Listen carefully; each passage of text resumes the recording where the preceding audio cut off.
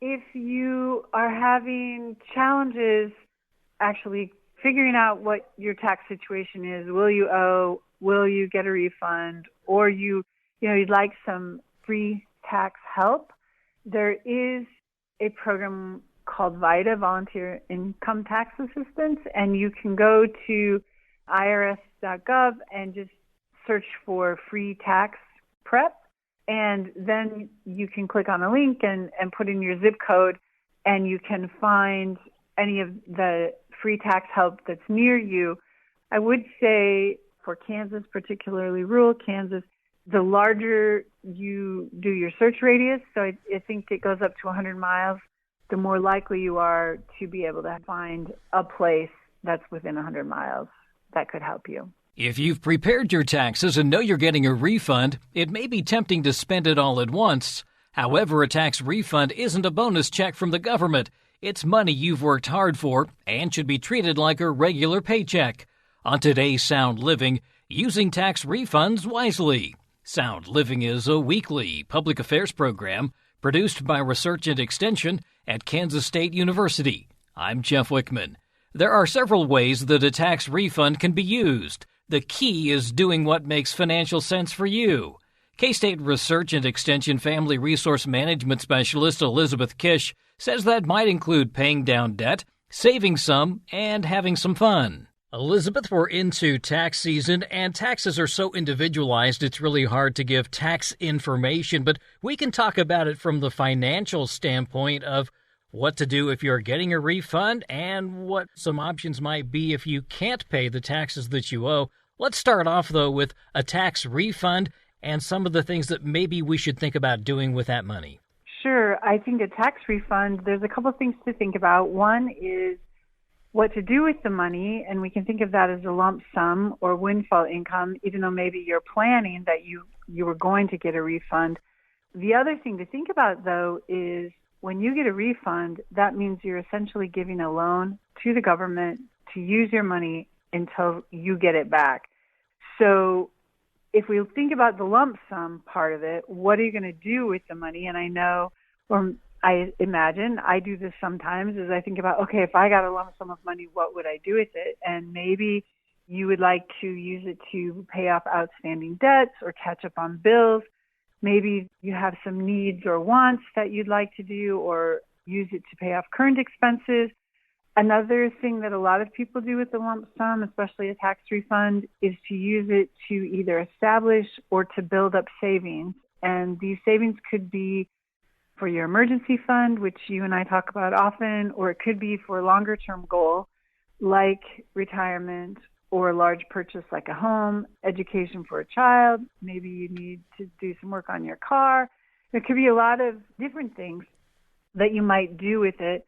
And maybe you're going to do a combination of all three of those. So maybe you think about if you're going to get, say, well, this might be high, but I'm just saying this because it's easy, $1,000, right? And if you put 30% to pay off outstanding debts or catch up on bills, that'd be $300. If you put 40% of that for current expenses, needs, and wants, that would be $400. And then if you put 30% to establish or build up your savings, that'd be $300.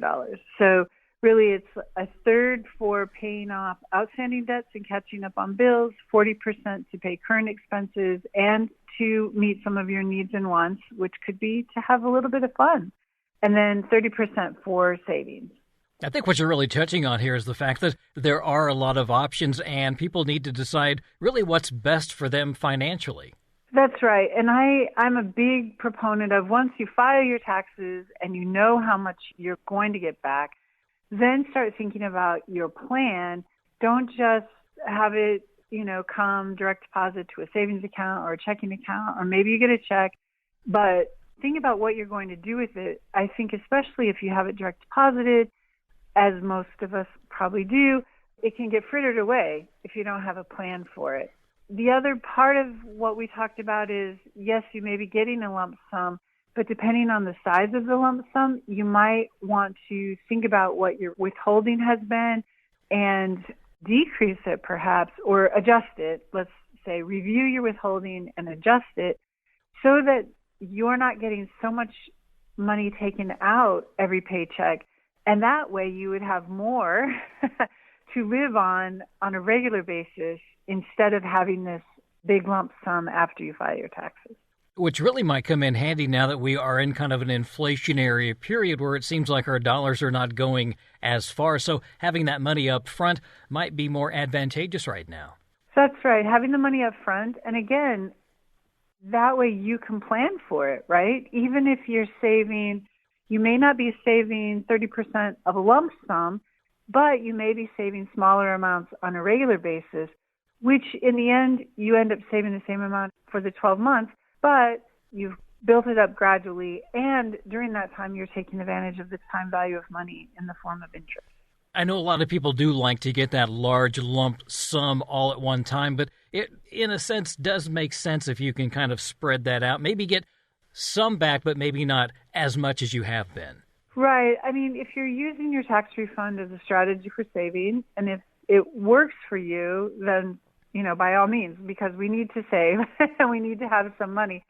But again, if you could do other things with that money over the course of a year, so perhaps you're behind on your bills and you're planning to pay it off with your tax refund, right? But just think about, instead of having to wait for your tax refund, what if you had that bit of money on a regular basis? Maybe you wouldn't get behind on your bills. Are there some things that we should be thinking about in terms of making sure that we're doing this in the safest way possible? You mentioned the direct deposit. Is that maybe the safest option?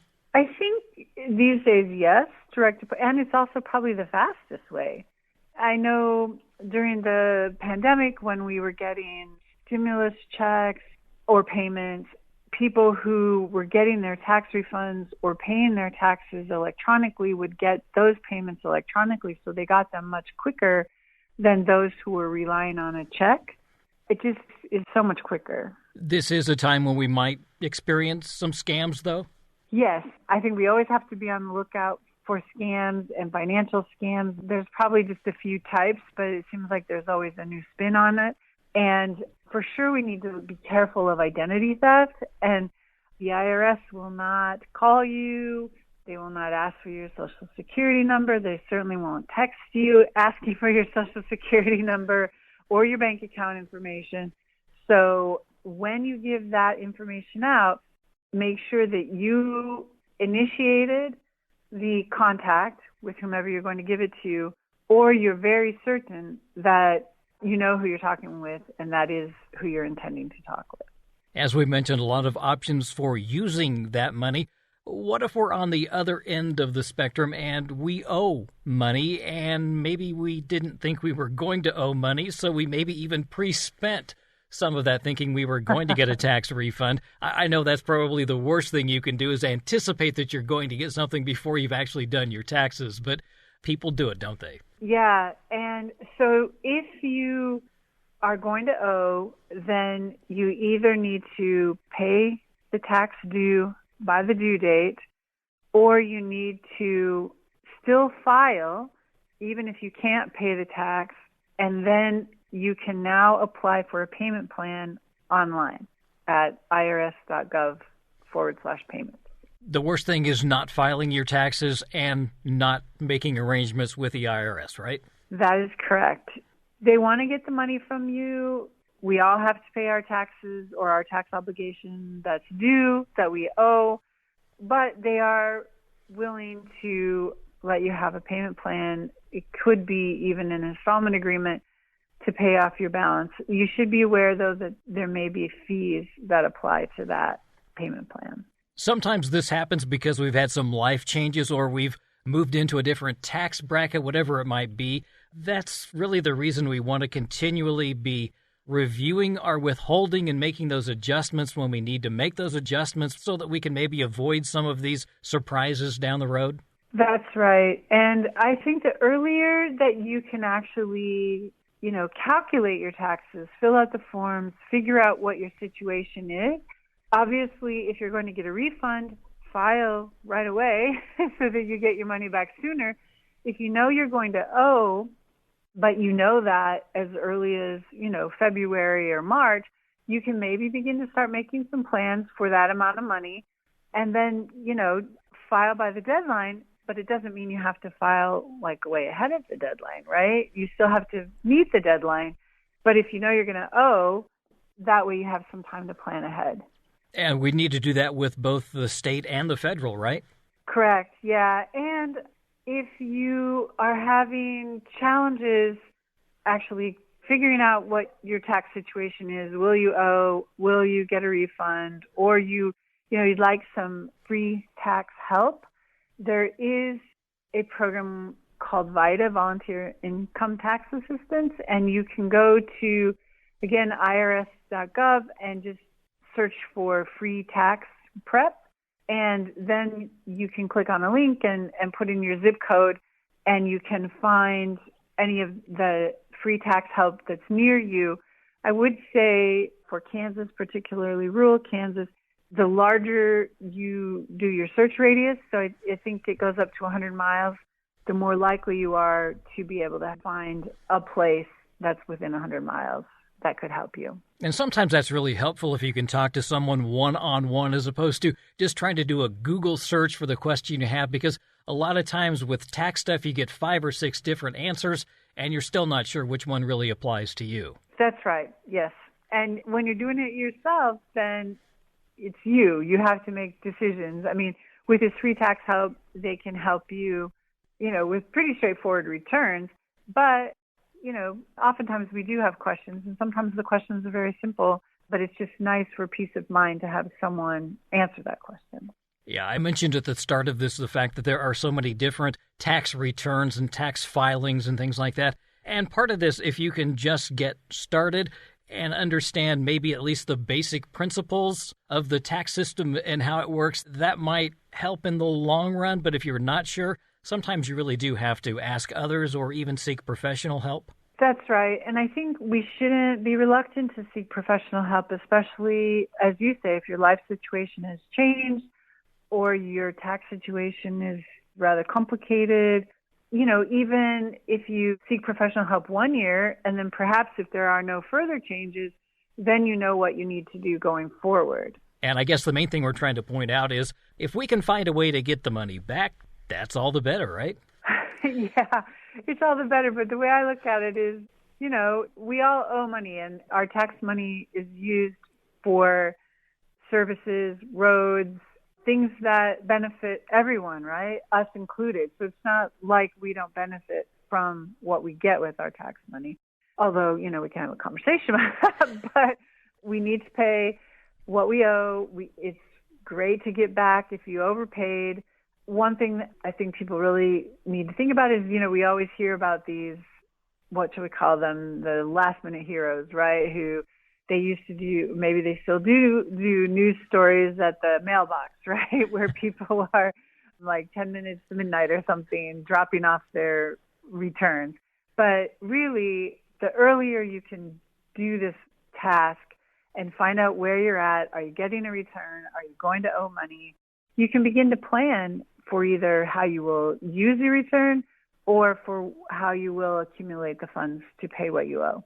And we had mentioned maybe making some alterations to withholdings. Is that something that's relatively easy to do and can be done at any time of the year? Yes, I believe it can be done any time of the year, and I think you just need to contact your employer, and depending on the size of your employer, it may be online. Well, I like going back to what you said initially, where you break down how you want to use that refund if you're getting a refund, because that makes sense. If you can put it into 2 or 3 different areas, that really helps you overall financially. Right, and it does help you overall financially, but also let's not forget, if you are getting a refund, there's nothing wrong with using a portion of it for some fun things too. And maybe this is how you think about either paying for completely or starting to put aside some money or adding to a vacation fund. That's K-State Research and Extension Family Resource Management Specialist Elizabeth Kish with information on using tax refunds wisely and adjusting withholdings to more closely match the amount of taxes you'll owe.